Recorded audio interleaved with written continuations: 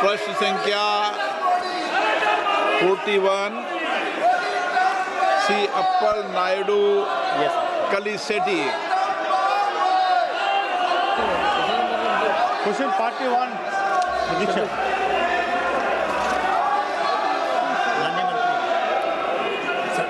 मान्य सदस्यगण, प्रश्नकाल के अंदर नियोजित तरीके से बेल में आकर नारेबाजी करने का कोई तर्क है क्या? प्रश्नकाल तो मान्य सदस्यों का समय होता है, उसमें मान्य सदस्य प्रश्न उठाते हैं, सरकार की जवाब देते होती है। आप प्रश्नकाल के अंदर नियोजित तरीके से सदन के अंदर नारेबाजी करते हैं, ये उचित है क्या? आप सदन चलने दें। महामहिम राष्ट्रपति जी के अभिभाषण पर चर्चा होगी, बजट पर चर्चा होगी, सभी मान्य सदस्यों को पर्याप्त मौका मिलेगा। आप अगर सदन नहीं चलाना चाहते हैं और आप नारेबाजी हंगामा करना ही चाहते हैं तो सदन की कार्रवाई आज 12 बजे तक के लिए स्थगित की जाती है। ये रिश्ता क्या कहलाता है? कभी नरम, कभी गरम, कभी खट्टा, कभी मीठा। सेंसेक्स इतना नीचे चला गया, चांदी और सोने की कीमत एकदम से धड़ाम हुई। जिन्होंने MCX पर या डिजिटली सोने चांदी में इन्वेस्ट कर रखा था, आज क्या लाखों करोड़ रुपए आम आदमियों के डूब गए। हम अपनी पार्टी में राय लेंगे और अगर राय बनेगी तो इस मुद्दे को सदन में उठाएंगे। आखिर कौन बिचौलिए हैं जो आम आदमियों का पैसा लूट रहे हैं?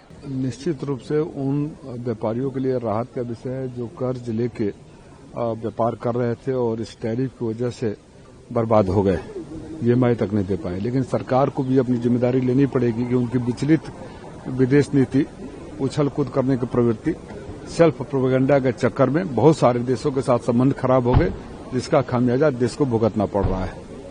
सर, एक और ट्वीट हुआ US एग्रीकल्चर की तरफ से कि इस डील में अमेरिकन फार्म प्रोडक्ट जो है वो ज्यादा से ज्यादा एक्सपोर्ट किए जाएंगे। किस तरह से देखते हैं? ये बहुत बड़ा कंप्रोमाइज है। देखना पड़ेगा उस फार्म प्रोडक्ट्स में क्या क्या है, क्या वो नॉन वेज वाला मिल्क और फीड भी है क्या।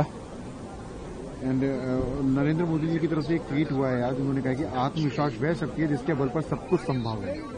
आत्मविश्वास लगाने की कीमत और दृढ़ निश्चय न रख पाने की कीमत, हर जगह अपने को दिखाने की कीमत।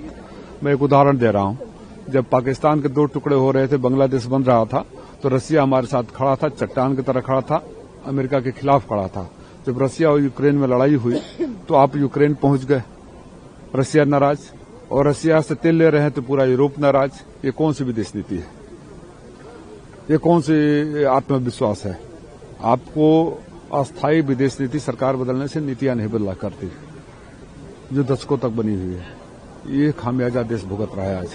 देखिए, बड़ा ही निराश करने वाला आज ये सवेरे ये जानकारी मिली, क्योंकि देखिए हमको मजबूर किया गया और ये देश के प्रधानमंत्री अगर खड़े होकर देश की संसद चल रही थी, अगर उसके अंदर इस बात की घोषणा करते, एक दिन पहले अमेरिकी राष्ट्रपति इस बात की घोषणा करते हैं, तो इसका क्या मतलब है?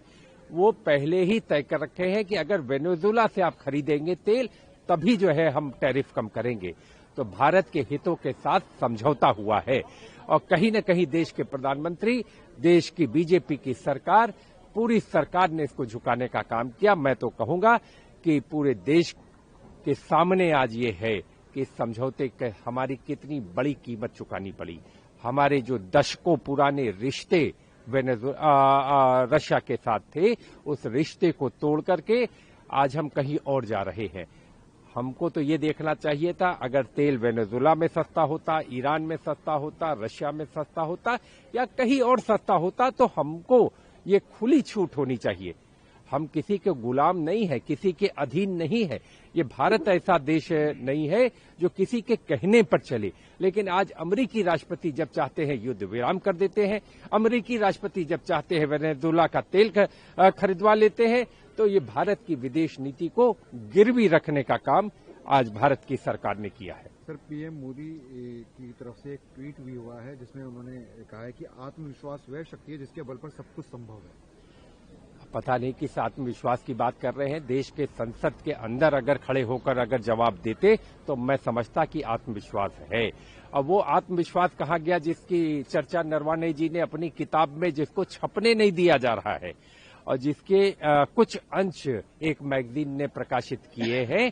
तो आप उसमें पढ़िए कि जब निर्णय करने का समय था तो भारत का शीर्ष नेतृत्व घबराया हुआ था, जवाब नहीं दे रहा था और किम कर्तव्य विमूढ़ था और उसने सेना को अपने हाल पर छोड़ दिया था। इस पर चर्चा होनी चाहिए। ये बहुत ही गंभीर मुद्दा नेता विपक्ष राहुल गांधी जी ने उठाया है। मुझे उम्मीद है कि सरकार इस पर और देश के प्रधानमंत्री इस पर जवाब दे। देश जिस रफ्तार से आगे बढ़ रहा है, अमेरिका ने टैरिफ जो है सो 18% कर दिया। आज हम चौथी आर्थिक शक्ति हैं, हम 2047 में विश्व गुरु बनने वाले हैं। तो युवाओं के लिए, गरीबों के लिए, महिलाओं के लिए बजट में जो प्रावधान किए गए हैं, बजट में जो है सो ऐतिहासिक कदम उठाए गए हैं, इन्हीं सभी बातों पर चर्चा हुई। उन्होंने हम लोगों को संबोधित किया और भी ट्रेड डील के बारे में कहा। ट्रेड डील आपने देखा, यूरोपियन यूनियन से बढ़िया ट्रेड डील हुआ, हमारा कई देशों से ट्रेड डील हुआ है। और हम जिस ढंग से आर्थिक रूप से हम आगे बढ़ रहे हैं, देश हमारा विकास कर रहा है, अब आज हम विश्व में बहुत बड़ी शक्ति के रूप में आज उभर रहे हैं। तो इसमें हमारे माननीय यशस्वी प्रधानमंत्री जी के नेतृत्व में जिस ढंग से भारत आगे बढ़ रहा है, हम बहुत जल्द विश्व गुरु बनने वाले हैं। और आप देख लें, जब ऐसे समय में जब सारा विश्व हमारा लोहा मान रहा है, हमारे कुछ लोग जो है सो ऐसे लोग हैं जो कि सेना पे टिक्का टिप्पणी करना, अनाप शनाप बयान कर देना, ये सब बड़ा दुखद है। तो चर्चाएं इसी ढंग की हुई।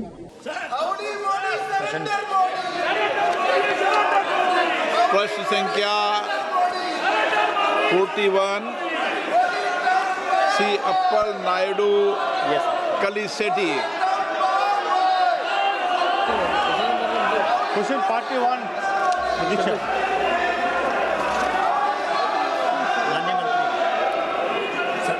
माननीय सदस्यगण,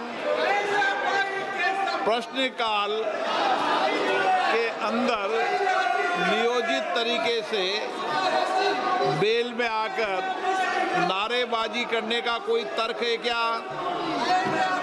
प्रश्नकाल तो माननीय सदस्यों का समय होता है, उसमें माननीय सदस्य प्रश्न उठाते हैं, सरकार की जवाब देते होती है। आप प्रश्नकाल के अंदर नियोजित तरीके से सदन के अंदर नारेबाजी करते हैं, ये उचित है क्या? आप सदन चलने दें। महामहिम राष्ट्रपति जी के अभिभाषण पर चर्चा होगी, बजट पर चर्चा होगी, सभी माननीय सदस्यों को पर्याप्त मौका मिलेगा। आप अगर सदन नहीं चलाना चाहते हैं और आप नारेबाजी हंगामा करना ही चाहते हैं तो सदन की कार्रवाई आज 12 बजे तक के लिए स्थगित की जाती है।